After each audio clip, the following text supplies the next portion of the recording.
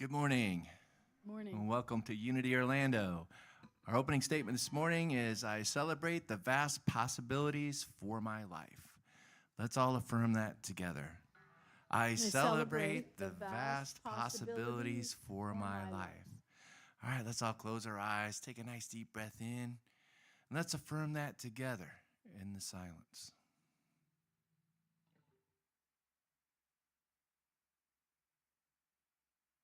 And so it is. And now if you'd like to stand and help us sing our joy song this morning, it's called My Love, Your Love.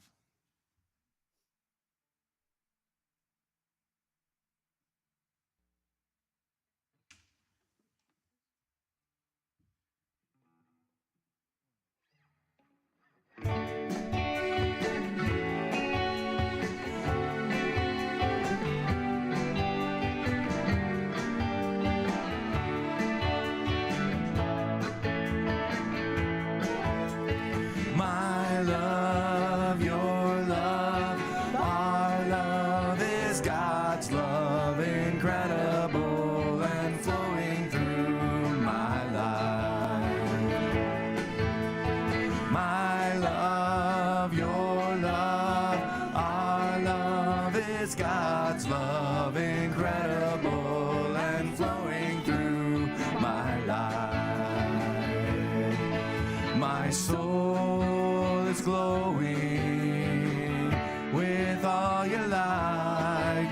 My source is growing within me bright. Your love is knowing everything will be alright. Your light is showing I'm living an amazing life. My love, your love, our love is God's love, incredible and flowing through my life. My love, your love, our love is God's love, incredible and flowing through my life.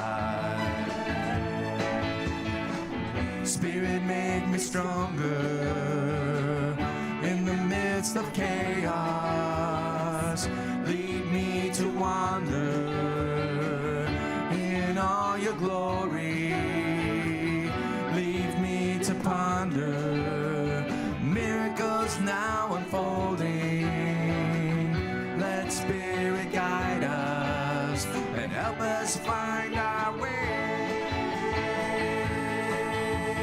My love, your love, our love is God's love, incredible and flowing through my life. My love, your love, our love is God's love, incredible and flowing through my life. Incredible and flowing through my life. Incredible and flowing through my life.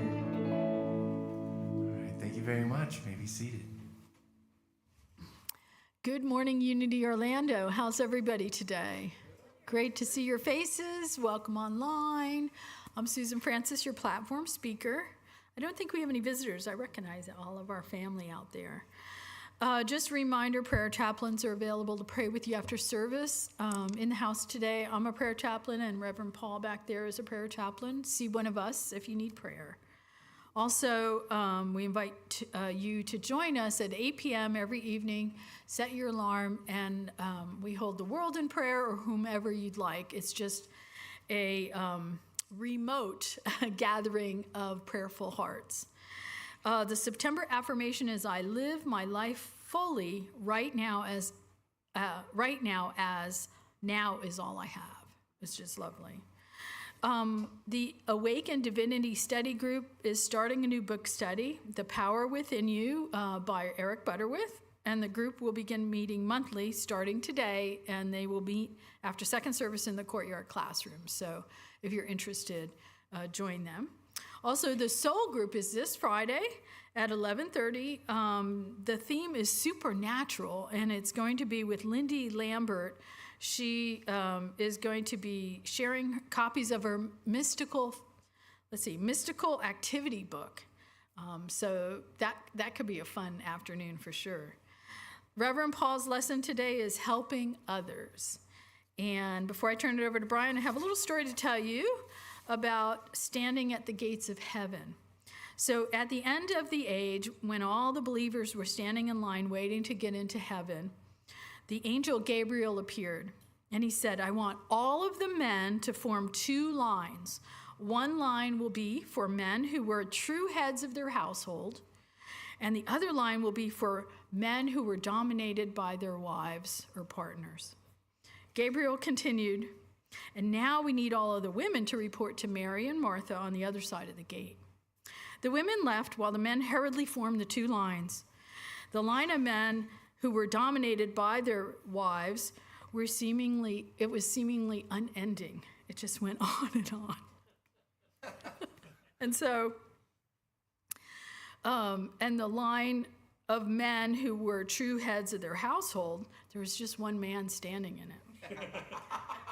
Gabriel said to the first line, you men ought to be ashamed of yourselves. You were appointed to be the heads of your household, and you have not fulfilled your purpose. Of all of you, there is only one man who obeyed. Then Gabriel turned to the lone man and he said, how did you come by to be in this line? And the man sheepishly replied, my wife told me to stand here. Right to the end. And now I'm going to turn it over to Brian. Thank you very much, Susan. Good. Well, I wrote a new song this week. Yay. Yeah, it was on Sunday night. That was really weird. Somebody came back and said, wow, I don't know how you do it, Brian. And I'm like, I don't either. I usually write on a Tuesday morning. Thank you, Linda. Yeah. You even have jokes today. Yeah. Yeah. So this one is called Here at Last.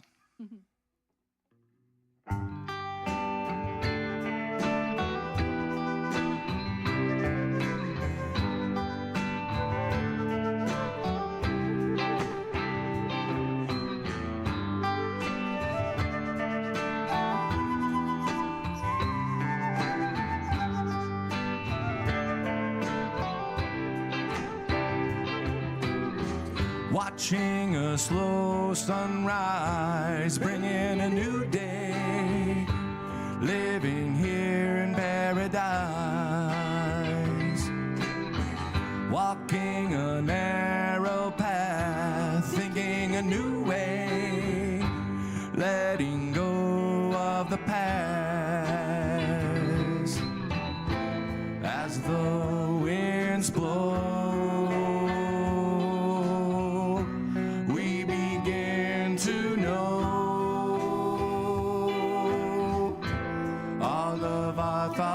Cast, they're here at last. Here at last.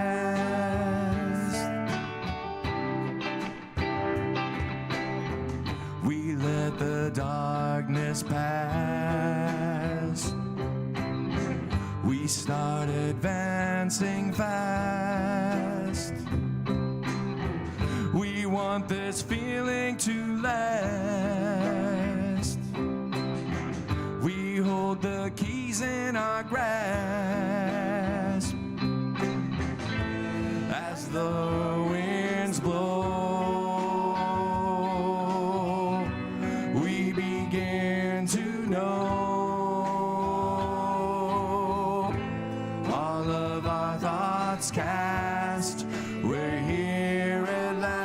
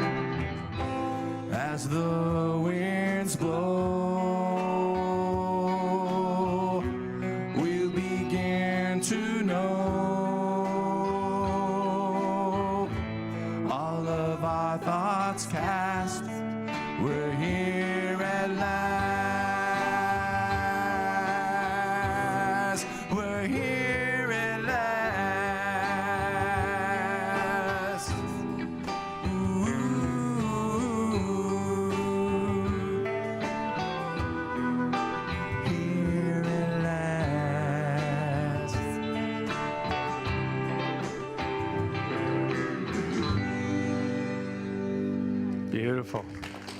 Great job. Thank you, band. Susan, Carol, Tinker, Carolyn, John, and Brian. Beautiful job. They always do a beautiful job, don't they? Well, good morning, everyone. Glad to see you, all you here in the sanctuary, everyone online, welcome. Before I start on helping others, I do want to give you an update on our roof.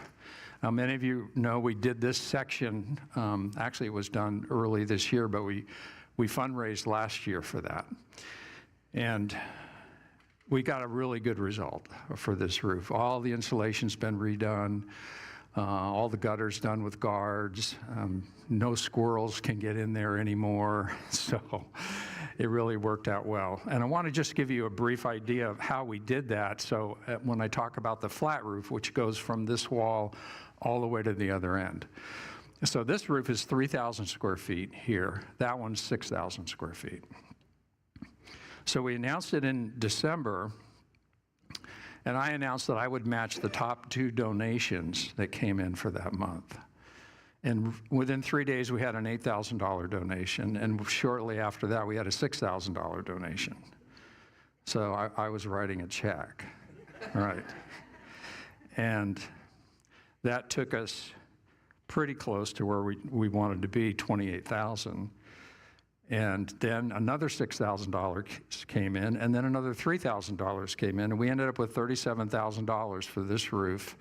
And when it was all said and done, that roof cost us $35,400. So it was a really good job. So this roof, the estimates are coming in now, and based on everything I'm seeing, I think we're looking at $48,000 for this roof. The current gravel, asphalt, all has to come off. We've got 3 low spots up there that hold water that I think the squirrels probably take baths in at some point. So those all have to be corrected and new coatings put down. So here's the plan. Starting today and going through Thanksgiving, I will match the top 3 donations that come in, okay? Now, if we got 3 $8,000 donations, just saying, if we did, that's $24,000, and with my match, that's $48,000. So I think we can do this pretty quickly, and I'm very positive about being able to get this done. The other thing I wanted to mention from a financial point of view is, if you look at this property on Zillow, it comes in at $1 million. Our mortgage now is only $40,000. So we're extremely close to having our mortgage paid off. So anything that comes in over $48,000 will apply to paying off the mortgage. So those of you who are as old as me and have to take money out of your IRAs because the IRS tells us to make required minimum distributions, there's a way that you can contribute from the IRA directly to a charitable organization. It's wonderful because there's no taxes on it. And it doesn't get into your adjusted gross income when you file your taxes, which means you don't boost your Medicare payment. So if you've never done that, it's a great way to do it, and it helps, obviously, the organization, but it certainly helps you as well. Okay, enough on that, and on to helping others. Let's put up diagram number 1. So the purpose of this talk is to explore the different ways that we can help others while respecting their current path in life, to discuss some of the pitfalls associated with our attempts to help others, and how we can both avoid them and handle them when they occur. And the definition of empathy is the action of understanding, being aware of, being sensitive to, and vicariously experiencing the feelings, thoughts, and experience of another. So when I talk about the pitfalls, I'm not talking about them to be critical. I've done them all. Every one I'm going to talk about today, I've dabbled in them. And it's really just about awareness, because there's certain things that can happen that we're actually not helping the other individual, even though we might think that we are. So we're going to get into that. And the first one we're going to talk about is what I call the downward spiral, and that's on diagram number 2. So that's a little spiral staircase, and it's headed in a downward direction. And this applies to frequent blaming and complaining. If you're trying to help someone, and I'm not talking about the first time something happens, and often with grief, the individual we're trying to help needs to talk about it more than once. They need to go through it a few times to help get those emotions out. But what I'm talking about is it just keeps going on, and the story keeps being repeated over and over again. And when that's happening, we're really not helping that person because they're headed in a downward spiral. Eckhart Tolle, one of his workshops I was listening to a couple of years ago, and he was giving an example of how that can get started. And he talked about someone who said, "Oh, my ex, what he or she did to me, let me tell you about it," okay? And so that was just an example of, okay, here we go. We're going to go into that. Also, reliving a traumatic event over and over again without learning from the event really does take us in a downward direction. Now, if you're trying to help someone and they're in that mode, you're going to feel it, all right? You're actually going to feel your energy drop as it goes on. And in A Course in Miracles text, chapter 31, section 8, paragraph 3, trials are lessons we have failed to learn presented once again. So we want to learn the lesson, and we want to help someone else do that as well. So what do we do if we find ourselves in that situation? And let's say you've got a good friend, and they're into blaming or complaining, and it seems to happen frequently. Change the conversation. Start talking about something else. That's one thing you can do. You can end the conversation. You can come up with a reason why you've got something. If you're on the phone, I've got an important phone call coming in, I really need to take this. Come up with a way to end that conversation so it doesn't keep going downwards. Or, depending on your relationship with the individual, you can address it directly. Ronnie did that. Her father passed in June of 2000, and her mother, it was a Saturday when he passed. And every Saturday, her mother would have all her kids over, and they would go through the events, event by event for that whole day. And it went on and on. It was months, right? So this is now happening 4 times a month, and it was probably 7 or 8 months when Ronnie finally went to her and said, "Mom, pick a different day. Pick a happy day. Pick a day that you had a wonderful time with Dad. Don't keep doing this over and over again." And I did mention with grief, there's an important part of that in the beginning. It really is important. But as we get further on, it can drag us down. And her mom's changed it. She listened to what she had to say and came up with a different plan, a happier plan. Okay, let's go to diagram number 3. Some additional pitfalls when attempting to help others. Giving financial assistance over and over again with no end in sight. Now, I've got 5 children, I've got 5 grandchildren, I've got 3 great-grandchildren. I have given all of them financial assistance at one point or another. But what I'm talking about is it just keeps going on, right? I got trapped into paying the rent for one of my children over and over and over again, and I finally had to stop. And in that case, it took an eviction to get her attention, which was unfortunate, but there was really no end in sight. Responding to repeated requests for advice that are never followed. That can be a hook. Your friend calls you and says they want your advice, okay, and then they start into the blaming and complaining, and the advice you've given is never followed, right? So when they're asking for advice that's never followed, it's really just to get you engaged. So watch out for that one. Ronnie had a family member who did that all the time. And it was so encouraging for her because, oh, she wants to know. She really wants my advice. And then, the conversation went south. Not respecting another's learning path because we believe it will go badly for them, or because it is a path we would never choose for ourselves. So that's a lot about, okay, I've got an agenda for you that I think is better than the one you're on. And so we really have to be careful with that. We could be right about it, but it's something that they have to discover, or that's something they need to ask for. And that leads into giving unsolicited advice. So I'm going to talk about that a little more in a minute, and removing or minimizing the impact of natural consequences. I'm going to talk about that some more as well. Really be careful with financial assistance when substance abuse is involved. We had a family member who was an expert at turning all help into money for alcohol. I mean, it was just unbelievable how creative he was to do that. And it took us a while to figure it out.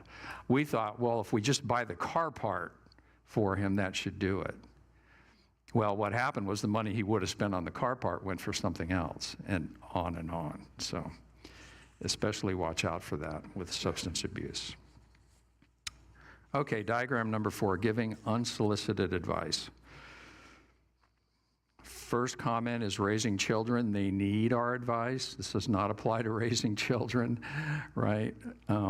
It's important that we train them. It's important that we guide them. What I'm really talking about here is adult to adult. Now, it does apply to your children when they become adults, right? And sometimes we have a hard time stepping out of that mode of training and advising when all of a sudden they're grown up. And so be careful with that one. So what happens is, if you've been on the receiving end of unsolicited advice, it can often feel a little bit insulting, because it feels like the person who's giving you the advice is in the superior role and you're in the inferior role. Or when we're giving unsolicited advice, it can feel that way as well to the other individual.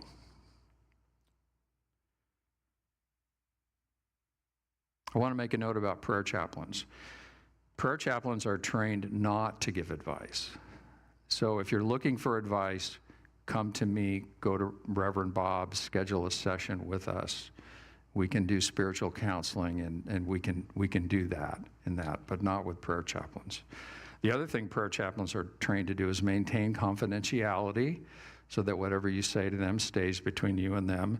And the other thing they're trained to do is not to come to you later and ask about that situation. You can go to them and give them an update anytime you want, but they are trained not to kind of stick their nose into your business, so to speak. Okay, let's go on to diagram number 5, natural consequences. And this does apply to children as well. Natural consequences is a wonderful teaching device because we don't have to do much. The consequences that occur naturally as a result of the other person's actions. There's no need for us to step in to make sure that the other person has learned their lesson. Piling on with "I told you so" or some other kind of critical remark will often interrupt the learning process that would otherwise occur naturally. So be careful with that one. We have to be patient and wait for advice to be requested, which can be difficult. Sometimes it will be requested and sometimes it won't. Sometimes our attempts to help actually remove or reduce the impact of natural consequences. That's a pretty big one, because if we step in and resolve the consequence for the other person, we've just taken away their learning, because now the problem's not theirs anymore. It's our problem, because we're the ones that stepped in. My father was big on natural consequences, but he had this kind of snide little remark that he would do. And at the end of when one of those would happen, he would say, "I bet you won't do that again." Yeah. And so, I had left home. I was in my Navy career, and my younger brother, who's 10 years younger, was still a teenager, and he's at home.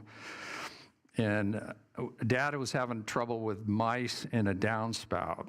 So his solution to that was to put a burlap sack around the bottom of the downspout and send my brother up on the roof with a jar of formaldehyde with the lid screwed on. Yeah. Now, fortunately, the roof was fairly flat. It had a very minor slope to it. And that's going to be important in just a second. So Dad says, pour it in, and he takes the top off, and he wants to get it into the downspout. So he's kind of squatted down, and he's leaning, and as he's pouring it in, of course, all the fumes are hitting him right in the face. He passes out. Fortunately, he falls over backwards and takes a little nap on the roof. Dad waits for him to wake up, and when he wakes up, he just looks at him and says, I bet you won't do that again. Right.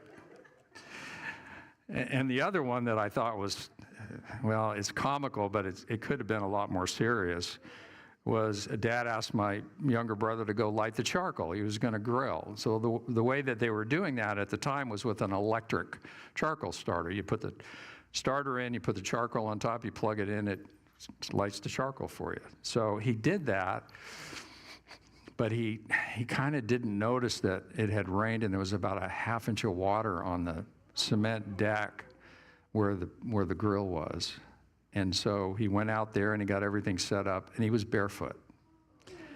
Yeah, so he's standing in a ½ inch of water, and as he plugs the starter in, he got quite the shock. Not enough to hurt him, but really enough to get his attention. And out of my father's mouth comes, I'll bet you won't do that again. Right. So natural consequences are an incredible teacher. I actually had to create one once for my youngest daughter. Chrissy, she came home from grade school, I think she was in 4th grade, with a piece of paper, and she said, Dad, you have to sign this. I said, really? She goes, yeah, teacher says, you got to sign this, I got to take it back tomorrow.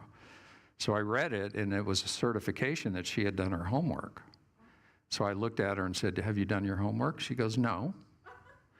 I said, are you going to do the homework? She goes, no, I'm not going to do the homework. I said, well, I really can't sign this. And she said, but you have to. I'm going to get in big trouble if you don't sign this. I said, okay, I'll tell you what. I'll put a note on here, and the note will read, Chrissy has decided not to do her homework. Please grade her accordingly. How about that? And she just looked at me, took the paper out of my hands, went into the bedroom and did her homework. All right. So I kind of had to help that natural consequence along. But she got the lesson. She definitely got the lesson. And an example of a time we don't want to let natural consequences happen is when safety's involved.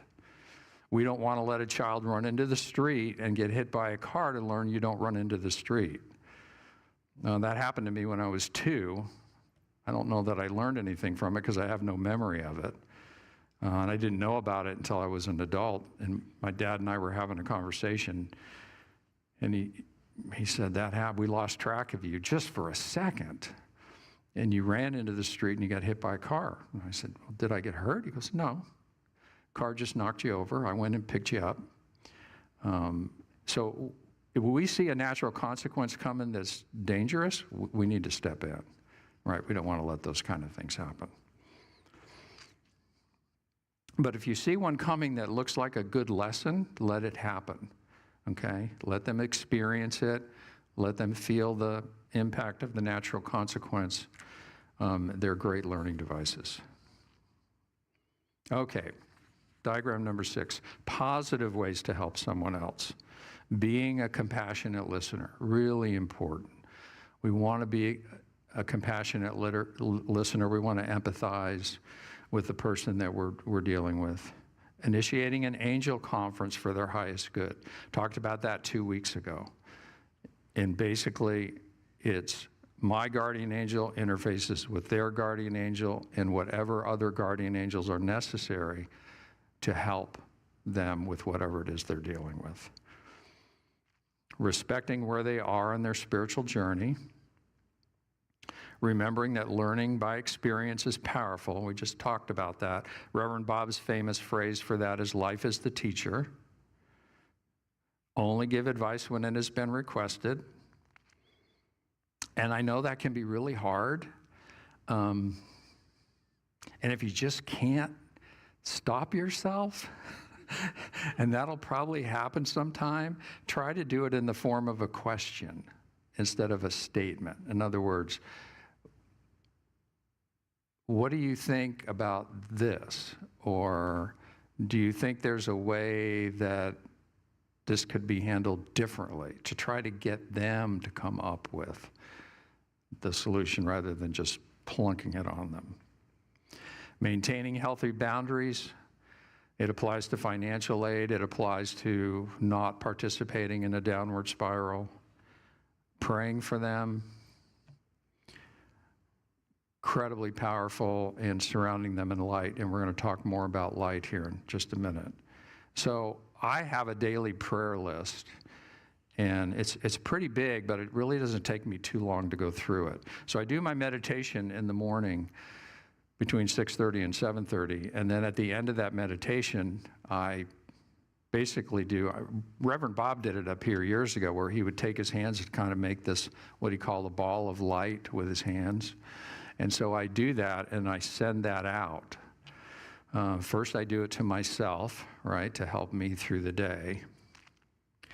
I do it to Ronnie and my first wife, Debbie, too, and they're on the other side. They don't need the prayers, but it helps me focus on them and helps me to remember them. Then I do it for my groups. I have 3 groups. My prayer chaplain group is about 12 people. My Monday night widowers group list is about 20. And my Wednesday night Course in Miracles list is about 20. So I do those 3 groups in that order.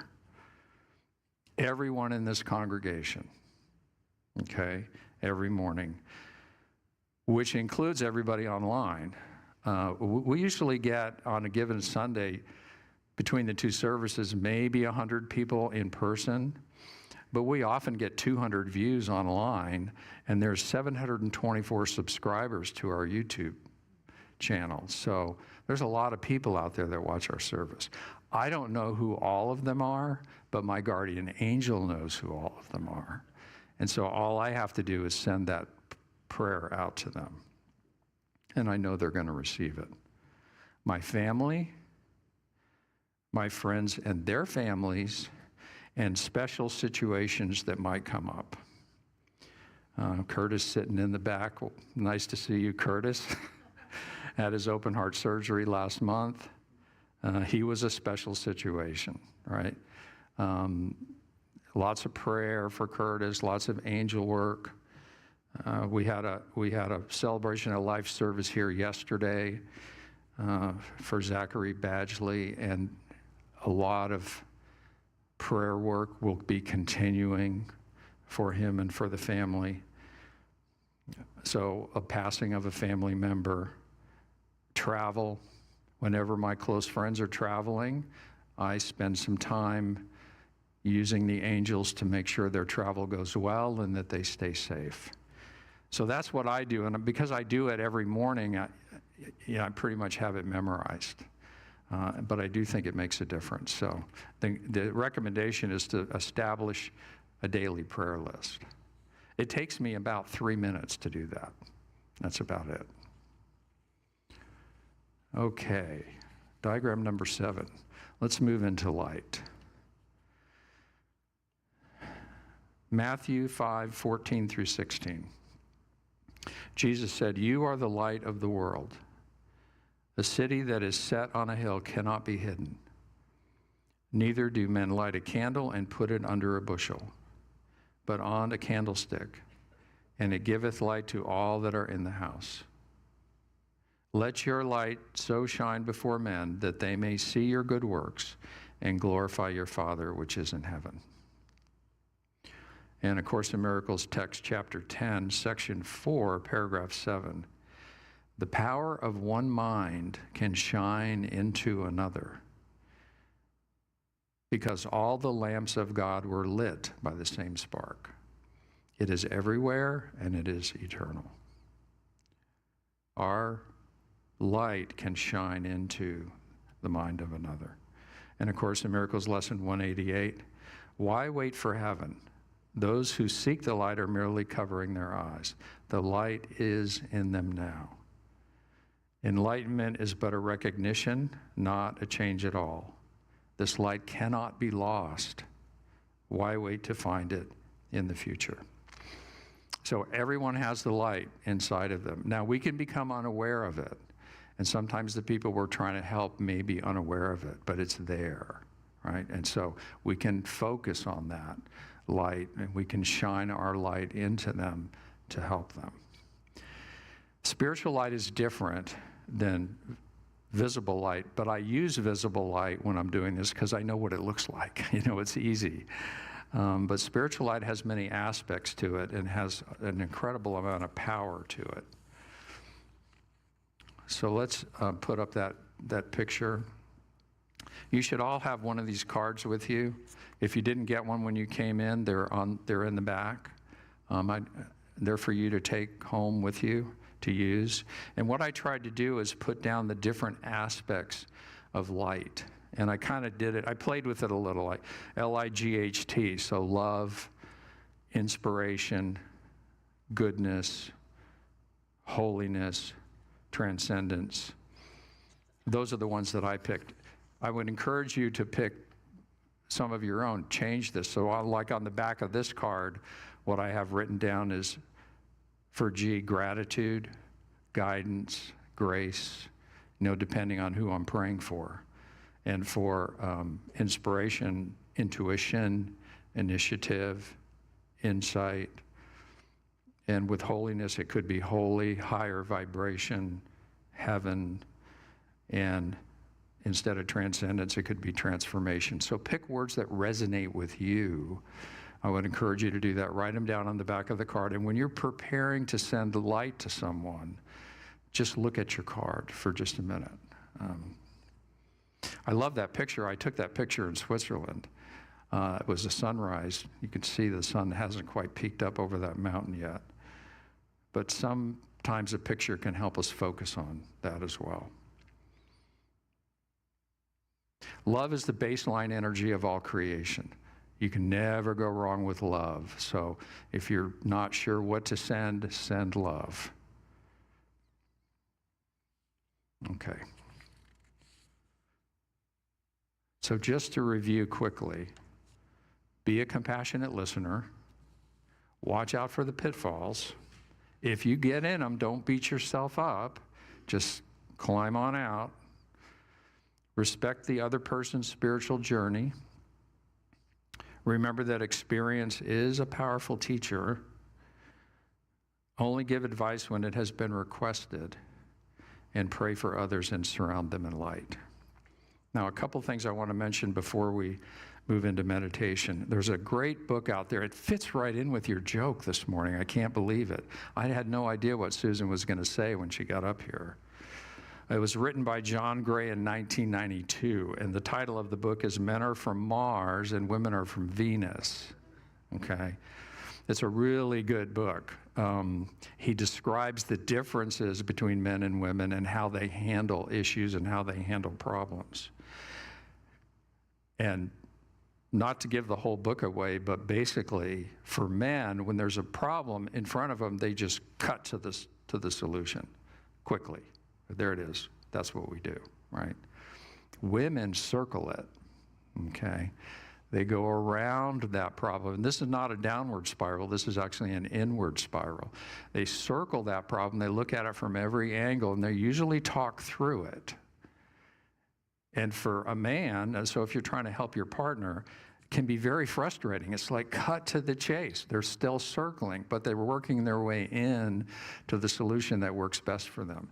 So men have to be patient and be good listeners and know what's going on there, that process is unfolding. And it's important that they do it that way. And women have to be sensitive to the man cutting to the chase and just getting to the solution. So I had no idea about this until my first wife, Debbie, and I read this book, and I went, oh my God, this has been going on for 20 years, and I had no idea. I was just frustrated all the time. And so it can be a real eye-opener. I strongly recommend it.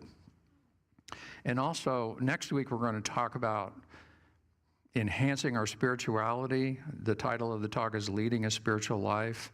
And when our spirituality reaches a certain point, we suddenly get guided on how to help someone. We get guided mostly from the Holy Spirit, sometimes from angels, sometimes from loved ones on the other side, sometimes from Jesus, sometimes from God, but it comes in, and as our spirituality advances, we begin to recognize it, and it's incredibly powerful. There's a beautiful prayer at the end of chapter 2 in A Course in Miracles that I want to read to you that speaks to that. And the him or the he that's being talked about here is the Holy Spirit. I am here to represent him who sent me. I do not have to worry about what to say or what to do, because he who sent me will direct me. I am content to be wherever he wishes. Knowing he goes there with me, I will be healed as I let him teach me to heal. Okay. So we're going to go into meditation, and what I'd like you to do is pick someone or as many people as you would like that you want to pray for, that you want to send light to. And if you just can't think of anybody, send it to Janice and her family, Janice Reed and her family. We had that service here, right here, less than 24 hours ago. There were over 100 people in this sanctuary and 200 online so far. So if you're struggling with who to send light to, think about that family. Okay.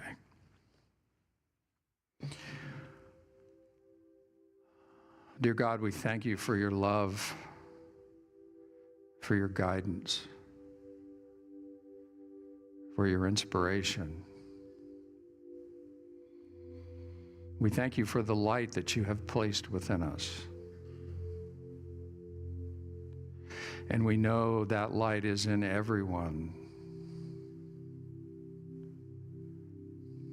Help us to remember that.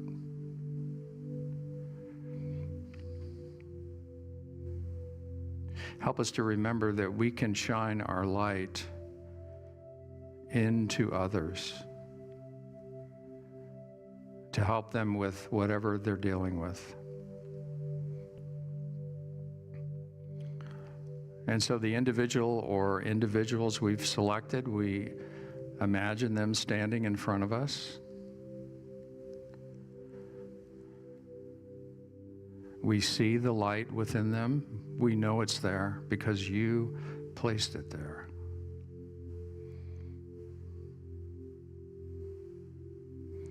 And so in this moment, we send our light and our love to them. We see it emanating from our heart, reaching out, surrounding them, all of them, in the light of your love, your inspiration, your goodness, your holiness, and your transcendence. And we know, dear God, that this light will do whatever needs to be done to assist them. We don't always know what they need, but you do. And we ask our guardian angel to participate in this process, to help those that we're sending light to use that light in whatever way helps them the most, to use that light for their highest good.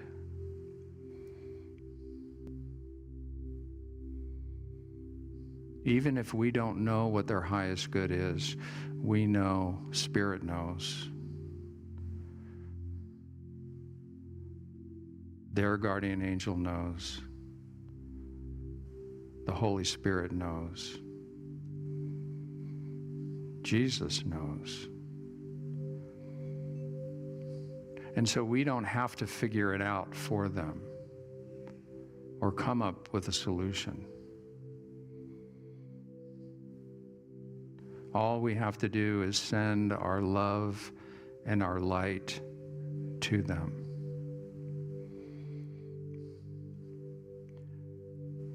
Knowing that it will energize the light within themselves.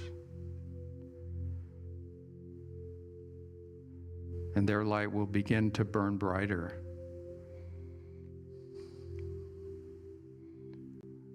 And our light will help them recognize their own light.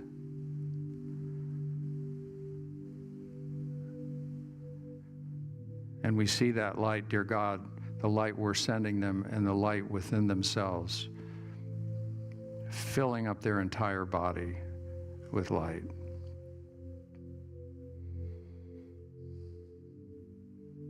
Expanding even beyond that.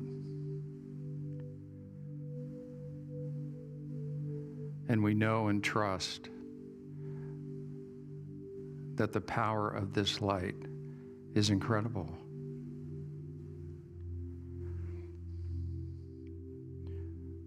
With the light of God, all things are possible. And we also know that as we give this light, it expands within ourselves, becoming stronger and more intense. And so by giving, we are receiving at the same time, in the same moment.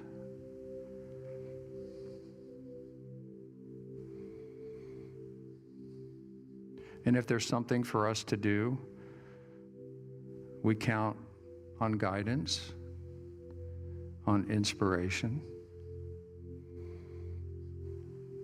We know that the Holy Spirit will guide us. Our guardian angel will guide us. We know the Spirit will guide them, that their guardian angels will guide them as well.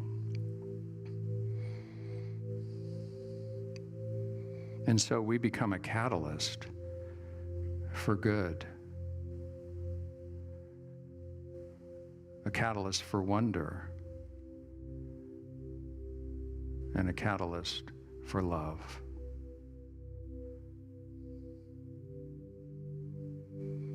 Help us to remember to do this often. Help us to remember to send light to those that we care about frequently, to pray for them in this way. And in that, they are blessed and we are blessed. We thank you, dear God, for this opportunity.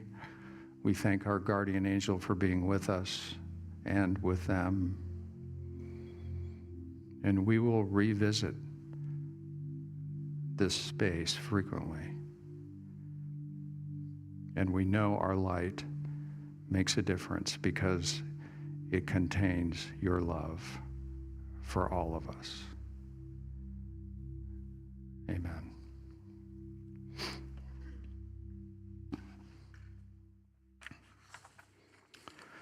Okay. Alan, you want to come forward? It's time for our offering. If you're online and if you're new and you want to give a donation, at the end of service, you can go to our webpage. There's a Donate Now button, and you can use PayPal or a credit card. You can use Zelle if you use our email, unityorlando@gmail.com, or you can pull off our address and mail us a check as well. We certainly appreciate all your donations. It's what keeps us going. Keeps us here for you. So let's say the offertory blessing together. Divine love through me blesses and multiplies all the good I am and have all the good I give and receive. Over to the music team.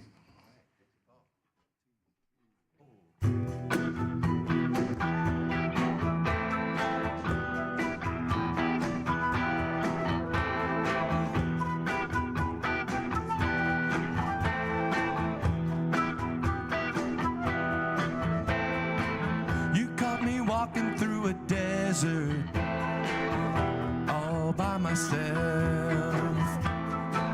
I keep searching for a reason, but there's no answers left. I remember there's a spark of you, my inner light. I found myself in an oasis, and I had to realize you kept me warm in an endless winter. You keep me dry in the pouring rain. You're always with me, you're always in me. You're never far away, you're never far away. You're never far away. Now I'm not searching for the answers like I used to do, 'cause I've run out of all the questions, and all I need is you.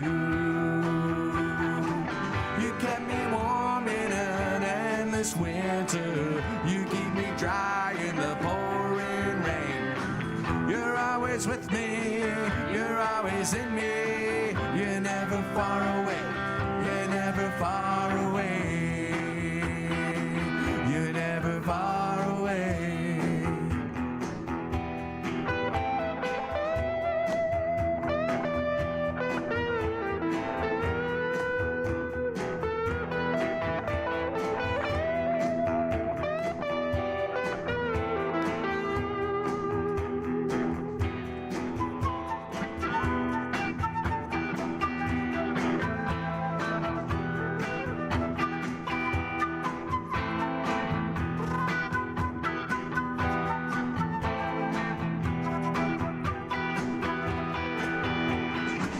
You kept me warm in an endless winter. You keep me dry in the pouring rain. You're always with me, you're always in me. You're never far away, you're never far away. You kept me warm in an endless winter. You keep me dry in the pouring rain. You're always with me, you're always in me. You're never far away, you're never far away.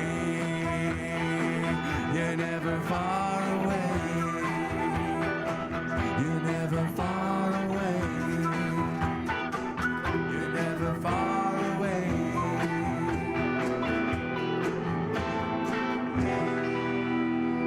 Okay, great. Great job, band. Thank you. Aren't they wonderful? They're so incredible. Okay, next Sunday I will be speaking, Leading a Spiritual Life. Okay, so we're going to spring off of this a little bit to next week, and that's going to lead into the following week, which is Enjoying Life.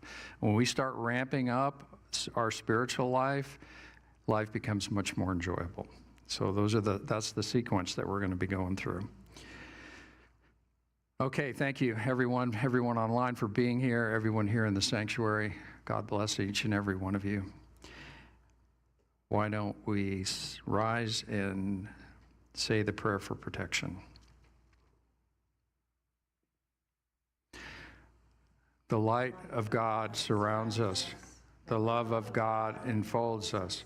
The power of God protects us. And the presence of God watches over us. Wherever we are, God is, and all is well. Thank you, everyone.